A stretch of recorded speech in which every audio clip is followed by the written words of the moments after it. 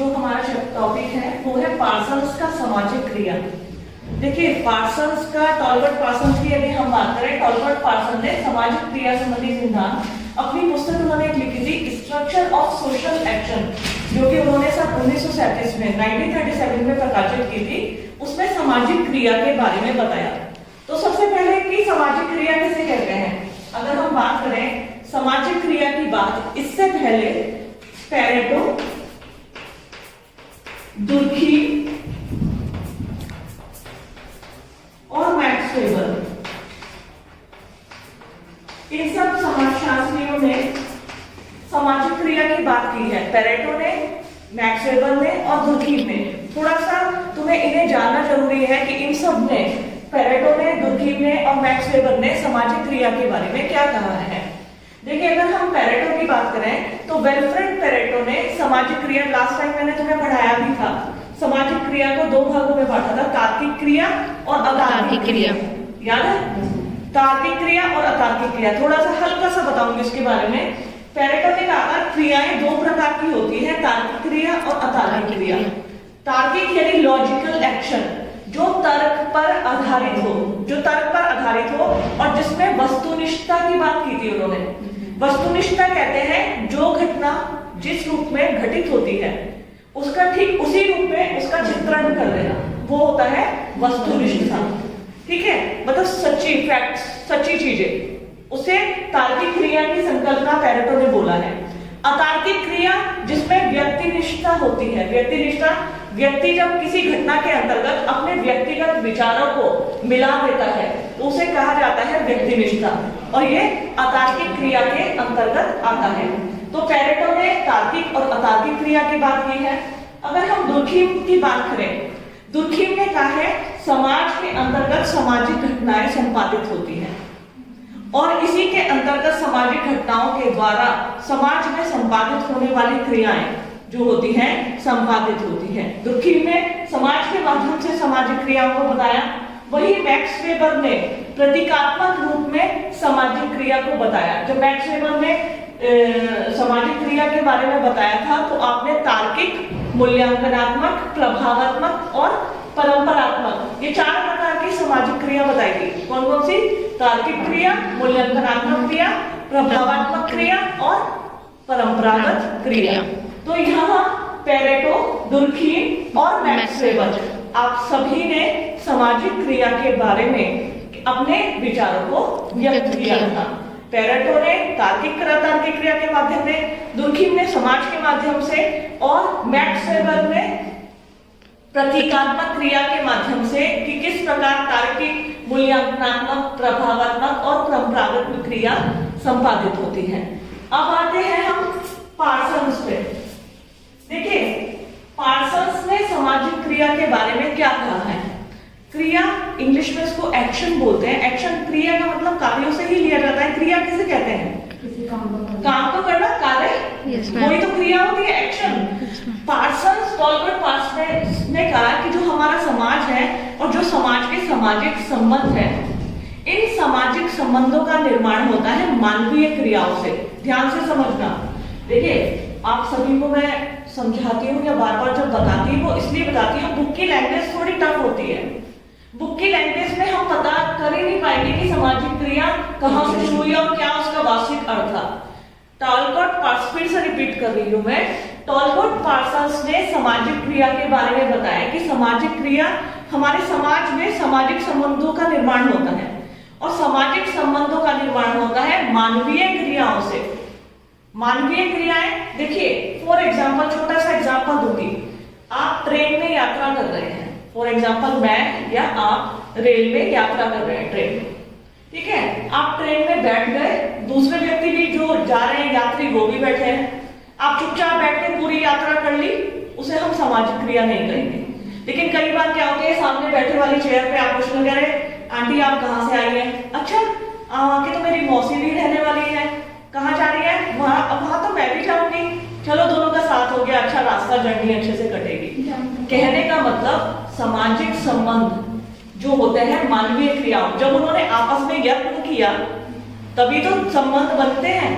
अगर आप क्लासरूम में आए, फॉर एग्जाम्पल, चलिए दूसरा एग्जाम्पल लेते हैं। इसकी बात करूं सामाजिक संबंधों की या मानवीय क्रियाओं की। फॉर एग्जाम्पल, जैसे आपका नया नया सत्र शुरू हुआ है, क्लास में आप पहली बार पहुंचे हैं, क्लास में बहुत सारे छात्र छात्राएं हैं। यदि आप चुपचाप बैठे रहे, किसी से इंटरेक्शन बोलते हैं अंतःक्रिया, आपस में बातचीत करना। अगर बातचीत नहीं गई तो आप क्लास से वैसे ही चले जाओगे, लेकिन जब क्लास में आए, आप पूछेंगे आप कौन से सब्जेक्ट से आए हैं, किधर के रहने वाले हैं, तो आपस में फ्रेंडशिप हुई, फिर नोट्स का आदान प्रदान हुआ। तो कहीं ना कहीं ये सब क्या है, मानवीय क्रियाएं हैं।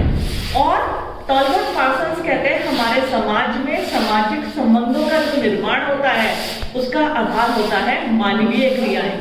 जब मानव प्रयत्न करता है तभी तो सामाजिक संबंधों का निर्माण होता है, तभी समाज में सामाजिक संबंध बनते हैं।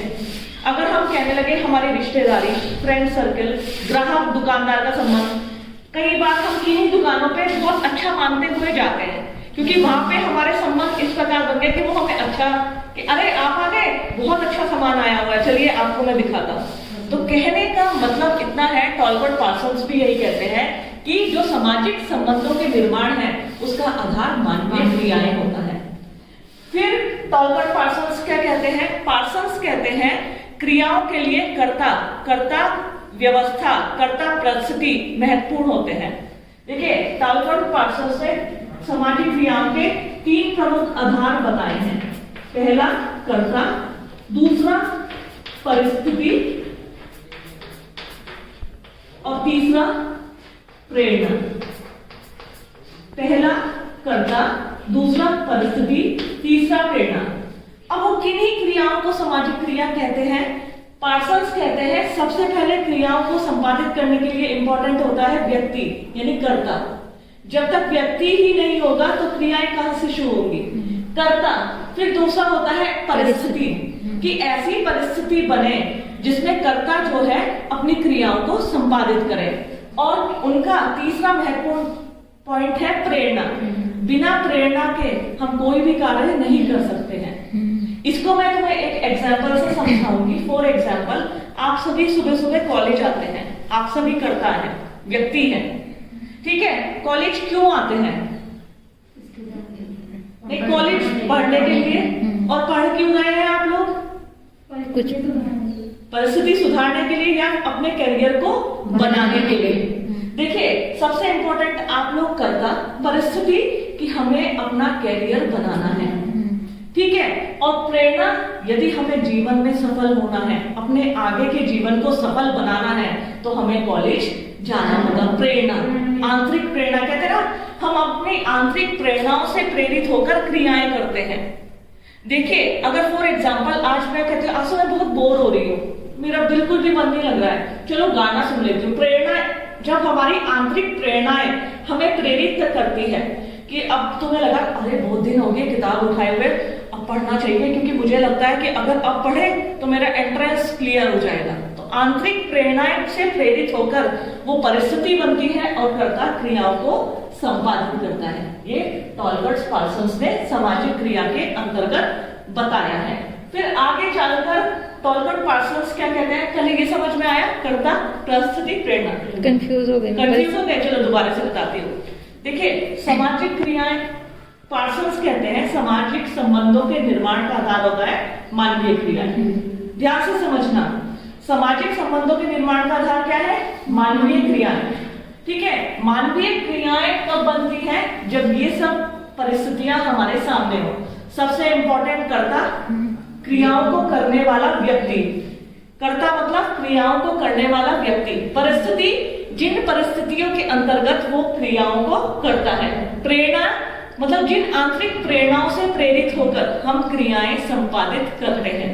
तो कर्ता, परिस्थिति और प्रेरणा, ये तीनों तत्व जो होते हैं ये सामाजिक क्रिया के लिए पार्सन्स ने अत्यधिक महत्वपूर्ण बताए हैं। मैम, छात्र के उसमें जैसे कर्ता हो गया छात्र, हाँ। परिस्थिति क्या है?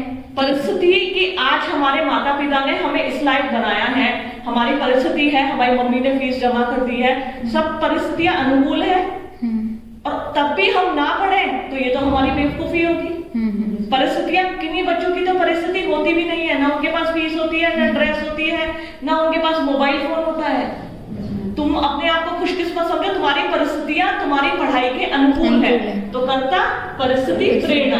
अंदर से देखो, परिस्थितियां भी हुई, लेकिन बहुत से व्यक्ति नशा करने में, घूमने फिरने में, घर से कहकर निकले कि हम तो कॉलेज जा रहे हैं, लेकिन जाते नहीं है। प्रेरणाएं भी महत्वपूर्ण है, परिस्थितियां तो है ही है, लेकिन जब तक व्यक्ति के अंदर आंतरिक प्रेरणा या प्रेरणा ना हो तो वो परिस्थितियां वो इंपॉर्टेंट नहीं होती। तो कर्ता, परिस्थिति और प्रेरणा, ये तीनों सामाजिक क्रिया के लिए क्या होते हैं? अत्यधिक महत्वपूर्ण होते हैं। फिर पार्सन्स क्या कहते हैं? जो हमारी सामाजिक व्यवस्था परिस्थिति में क्रिया होती है, सामाजिक व्यवस्था में क्रिया की बात करते हैं, तो आपने व्यक्तित्व,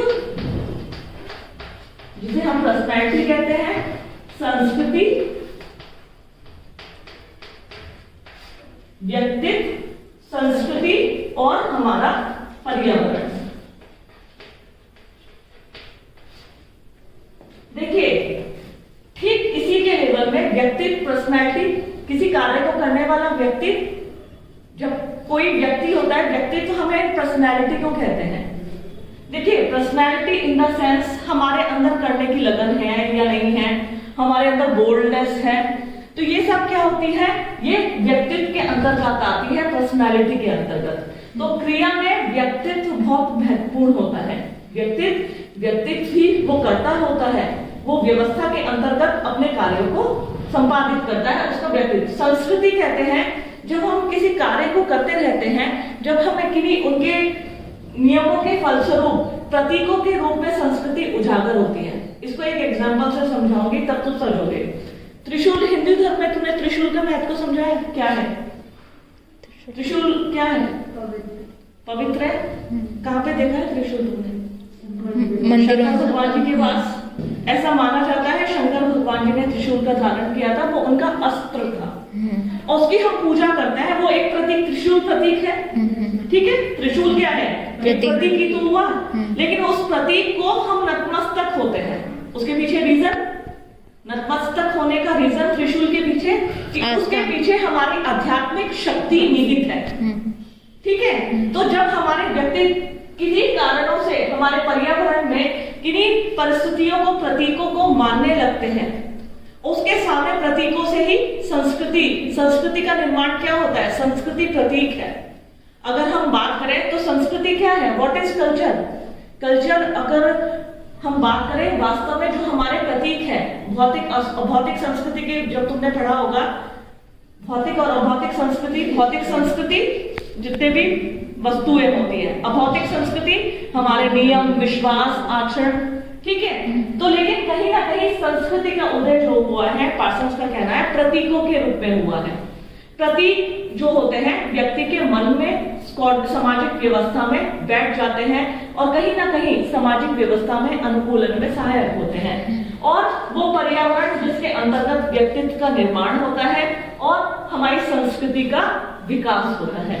तो टॉलकट पार्सन्स ने मुख्य रूप से कर्ता, परिस्थिति और प्रेरणा, इसके माध्यम से अपने सामाजिक क्रिया के सिद्धांत को बताया है कि किस प्रकार जो सामाजिक क्रिया होती है वो कर्ता और उसके लिए महत्वपूर्ण परिस्थिति और उसकी आंतरिक प्रेरणाओं से प्रेरित होकर व्यक्ति क्रिया करता है। एक छोटा सा एग्जांपल और दूंगी आपको इसको बताने के लिए। देखिए, कई बार क्या होता है, हम लोग बहुत, जैसे कहते हैं ना, इच्छा भी होती है। फॉर एग्जाम्पल, हमें किसी कार्य करने की चाहत है, ठीक है? मीनाक्षी का मानना है इसको मॉडल बनना है, ठीक है? मॉडल बनने के लिए जरूरी नहीं है कि अपने शहर में ही मॉडल बने, बड़े मल्टी महानगरों में जाना पड़ेगा, मुंबई, दिल्ली का रुख करना पड़ेगा, बहुत सारे कोर्सेज करने पड़ेंगे, फिर अपने आप को सेल्फ इम्प्रूवमेंट, जिसे कहते हैं सेल्फ इम्प्रूवमेंट करना पड़ेगा। तो इन सब के लिए कर्ता मीनाक्षी हो गई। परिस्थिति, क्या वास्तव में परिस्थितियां इंपॉर्टेंट है? माता पिता भेजेंगे, पैसा भी चाहिएगा, शुरू में साथ भी चाहिएगा, शुरू में कुछ व्यक्तियों का परिचय भी चाहिएगा जो मुझे इस यहाँ तक पहुंचा सके, और प्रेरणा कि वास्तव में जो कुछ भी हो जाए मुझे मॉडल बनना ही है। वो प्रेरणाएं, बिना प्रेरणा के तो हम कोई काम कर ही नहीं सकते। तुमने हाल ही में जो रिसर्च प्रोजेक्ट किया है, तुम्हारे अंदर चाहते कि हमें अच्छा करना है, तुमने कटिंग ढूंढी, जब अंदर से प्रेरणाएं थी तभी तो तुमने वो की। फिर माता पिता की तरफ से छूटी कि भैया जाओ तुम रिसर्च करो गांव में जाके, तो परिस्थितियां अनुकूल थी। तो कर्ता, प्रस्तुति और प्रेरणा, ये सामाजिक क्रिया में पार्सल्स ने बताया है बहुत महत्वपूर्ण होती है। इसी के माध्यम से सामाजिक क्रिया, सामाजिक संबंधों में मानवीय क्रियाओं का योगदान होता है।